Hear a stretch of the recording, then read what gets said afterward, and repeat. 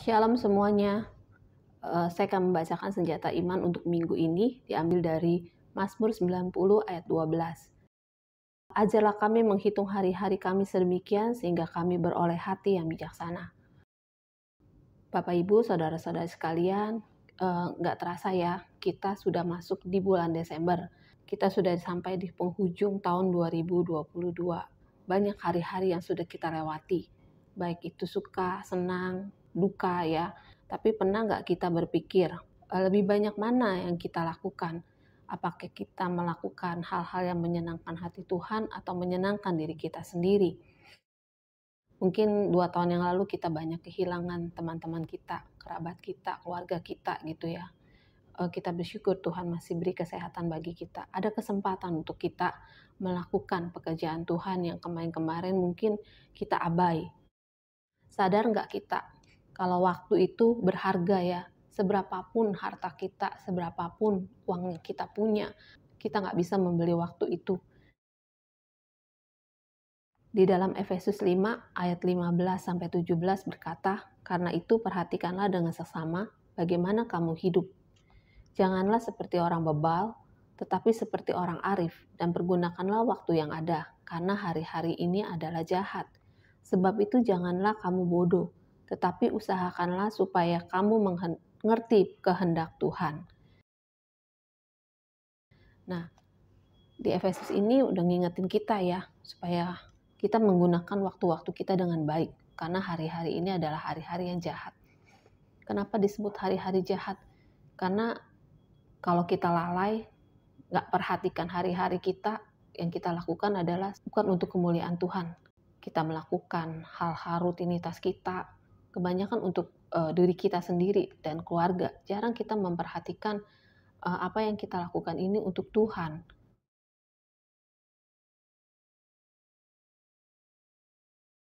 Saya mau bilang kalau saudara menjadi orang Kristen yang setiap hari Minggu rajin ke gereja 2 jam tidak pernah bolos.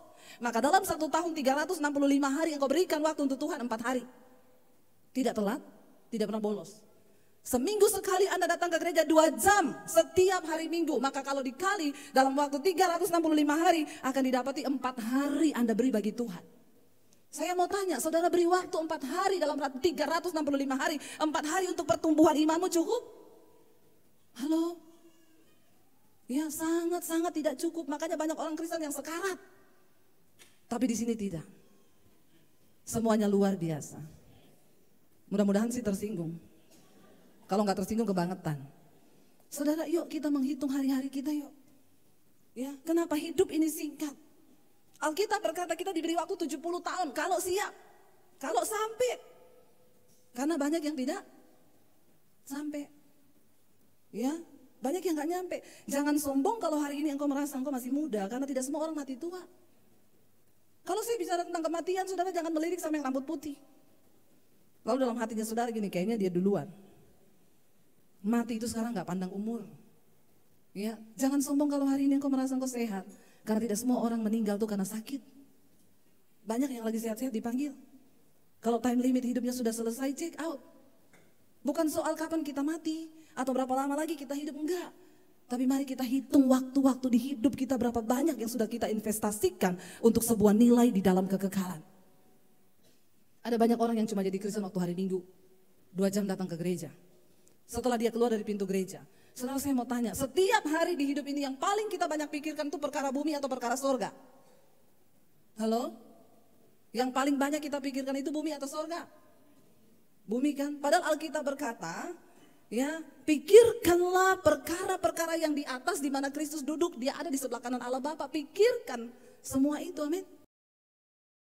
Di dalam menghitung itu kita mengenal 4 tanda, yaitu tanda tambah, tanda kurang, tanda bagi, dan tanda kali gitu ya.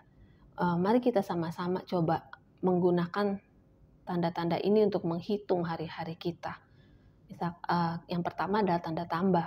Mari kita tambah-tambahkan hari-hari kita setiap hari dengan hal-hal yang menyenangkan hati Tuhan, dengan melakukan kehendak Tuhan. Misalkan kita setiap hari skema gitu ya, mendengarkan dan melakukan apa yang Tuhan mau. Bagaimana supaya kita skema? Kita harus mendengarkan suara Tuhan. Gimana kita mau mendengar kalau kita nggak punya waktu untuk merenungkan? Gimana kita mau mendengar kalau kita tidak punya waktu untuk membaca Alkitab? Dan satu hal, kita harus selalu tanya Tuhan, apa yang Tuhan mau kita kerjakan untuk hari-hari kita. Di Galatia 5 ayat 22-23, mari kita tambah-tambahkan kasih kita, sukacita kita, damai sejahtera kita, kesabaran, kemurahan, kebaikan, kesetiaan, kelemah lembutan, dan penguasaan diri. Supaya semakin hari kita semakin beroleh hati yang bijaksana kalau kita bisa menguasai semuanya ini. Yang tanda yang kedua adalah mengurangi, tanda kurang. Apa yang harus kita kurangi? Kurangilah perbuatan-perbuatan yang tidak menyenangkan hati Tuhan, perbuatan-perbuatan yang selalu memfokuskan kepada diri sendiri, perbuatan-perbuatan daging.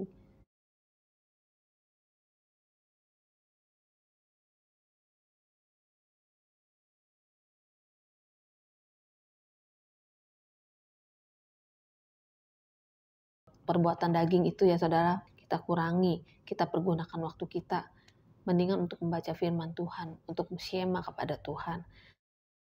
Kita seringkali nonton dari pagi sampai siang, cuman makan, balik lagi nonton lagi gitu ya saudara.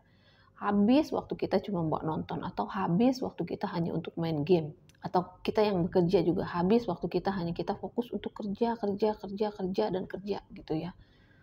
Pagi kerja, pulang masih mikirin kerjaan, besok pagi kerja lagi. Nah, mari kita mengurangi hal-hal yang seperti itu. Terus yang ketiga adalah tanda kali. Tanda kali adalah melipat gandakan. Kita lipat gandakan apa? Talenta kita yang telah Tuhan berikan bagi kita, pelayanan kita, gitu ya. Nah, yang keempat adalah bagi. Apa yang mau kita bagi? Tuhan sudah menitipkan berkat bagi kita. Mari kita bagikan berkat-berkat itu supaya kita menjadi saluran berkat. Apalagi yang bisa kita bagikan? Kesaksian kita, hal-hal yang sudah kita jalani bersama Tuhan, yang menguatkan kita. Mari kita bagikan agar teman-teman kita, saudara-saudara kita juga semakin hari semakin dikuatkan. Saya akan membacakan satu cerita ilustrasi ya Bapak Ibu. Satu cerita ilustrasi antara waktu dan musik. Musik merupakan suatu yang dapat dikaitkan erat dengan waktu. Jika ada suatu simfoni di mana ketukan pertama itu re dan ketukan kedua selanjutnya la, tetapi simfoni tersebut tidak dimainkan sesuai dengan ketukan atau tempo yang telah ditetapkan, ya, maka bisa-bisa lagu yang dimainkan menjadi kacau karena nggak sesuai ketukannya. Demikian juga dengan hidup kita. Kalau kita bayangkan bahwa hidup kita adalah suatu simfoni yang sudah dirancang oleh Allah sendiri. Setiap detik kehidupan kita seperti not yang telah ditulis atau dirancang sedemikian untuk menjadi satu simfoni yang indah. Tapi kalau kita tidak melakukan sesuai dengan apa yang Tuhan rancangkan, maka simfoni itu tidak akan menjadi suatu simfoni yang indah, tapi menjadi simfoni yang kacau, yang sudah tidak baik lagi untuk didengar. Alangkah indahnya jikalau kita mengerjakan apa yang Tuhan kehendaki menurut waktu yang telah ditetapkan olehnya. Mari Bapak Ibu, kita mau sama-sama membacakan sekali lagi Mazmur 90 ayat 12 ini untuk menjadi senjata iman kita bersama-sama. Mazmur 90 ayat 12, ajarlah kami Tuhan untuk menghitung hari-hari kami sedemikian, sehingga kami beroleh hati yang bijaksana. Amin. Tuhan memberkati.